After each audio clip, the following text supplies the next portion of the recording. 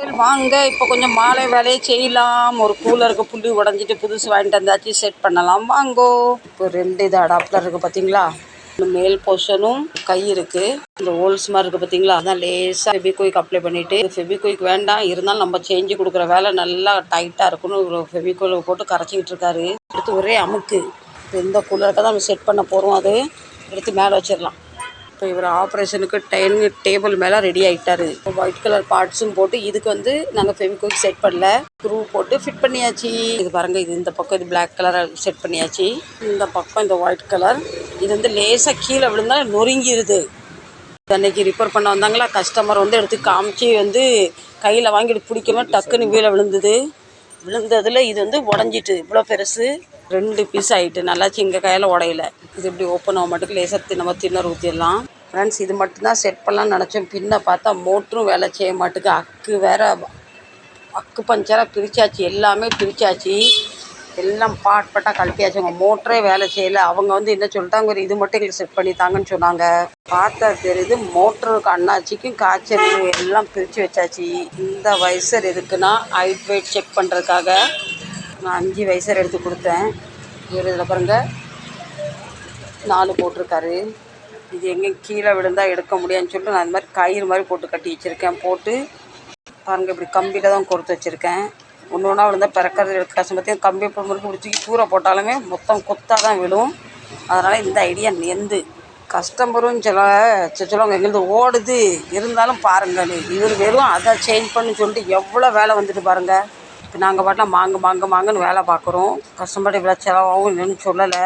பாடியெல்லாம் சூப்பராக க்ளீன் பண்ணிட்டு நிறைய டஸ்ட் இருந்தது, எல்லாமே க்ளீன் பண்ணி தட்டி உதறி இந்த இடத்தையும் எல்லாம் க்ளீன் பண்ணிட்டு அவ்வளோ டஸ்ட் இருந்தது. பின்ன எங்கள்கிட்ட கேட்பாங்க, எங்கள் வீட்டில் நல்லா ஓடிக்கிட்டு இருந்ததே உங்கள் கடைக்கு வந்து ஓடலன்னு கேட்பாங்க. இப்படிப்பட்டவங்களும் இருக்க தான் செய்கிறாங்க.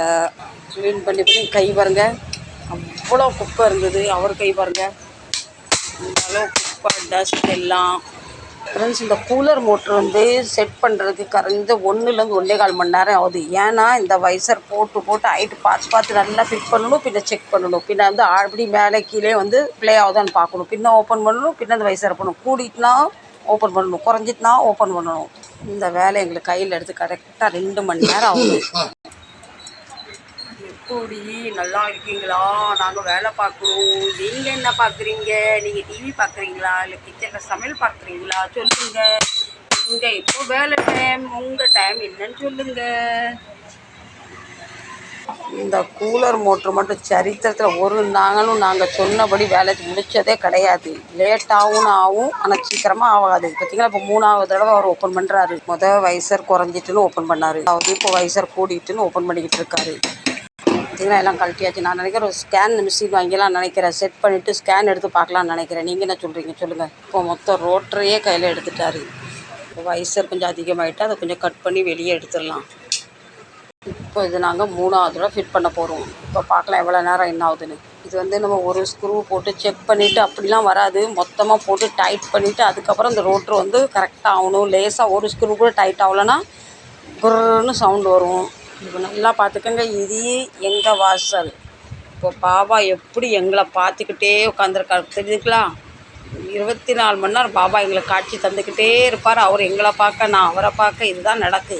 இப்போ நல்லா ஃபிட் பண்ணியாச்சு. ஆனால் பலபடி அதே பிரச்சனை தான். இவர் இப்போ கஸ்டமர்கிட்ட பேசிக்கிட்டு இருக்காரு. ஹிந்தி பேசலை, மராட்டி பேசிக்கிட்டு இருக்காரு. எங்கள் கஸ்டமருக்கு கேஸ் பைப் வேணுமா அதோட சொல்லிக்கிட்டு இருக்காரு. மும்பையில் நம்ம வாழ்றோம்னா கண்டிப்பாக நமக்கு மராட்டி தெரிஞ்சே ஆகணும். நமக்கு மராட்டி மட்டும் தெரியலன்னு நம்மளை ஈனாவானா நினச்சிருவாங்க. என் வீட்டில் இவரும் அழகாக மராட்டி பேசுவார், நானும் அழகாக பேசுவேன். 2 பசங்க பேசுவாங்க. எங்கள் மருமகளுக்கு நல்லா ஹிந்தி பேசுவாங்க. ஏன்னா அவங்க இப்போ 8 வருஷமாக தானே மும்பையில் இருக்காங்க. கல்யாணம் கட்டிட்டு வந்து என் பேத்தியா பாருங்கள் எத்தனை மொழியில் பேசுவேன்னா இங்கேயே படிக்கிறா பார்த்தீங்களா.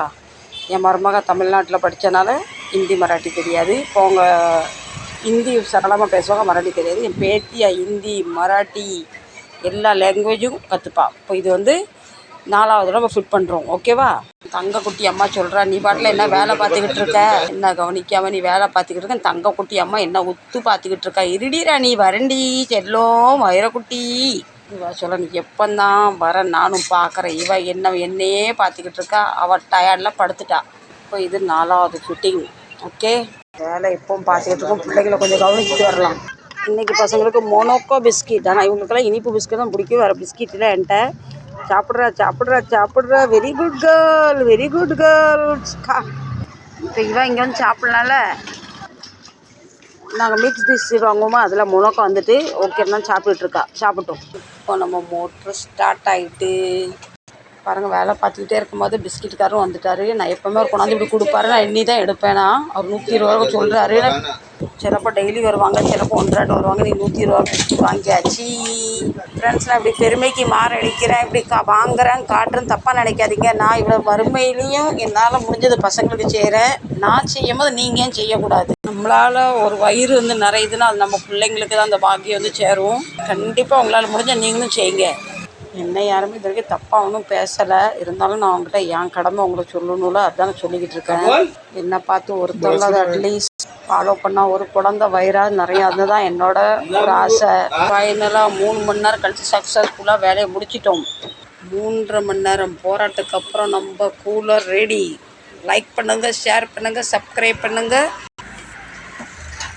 ஞாபகம் இருக்கா? எல்லாம் பண்ணிடுங்க. மீண்டும் நல்ல ஒரு பதிவு சந்திக்கிறேன். அதுவரை உங்களிடம் விடைபெறுவது உங்கள் பவானி. Love you.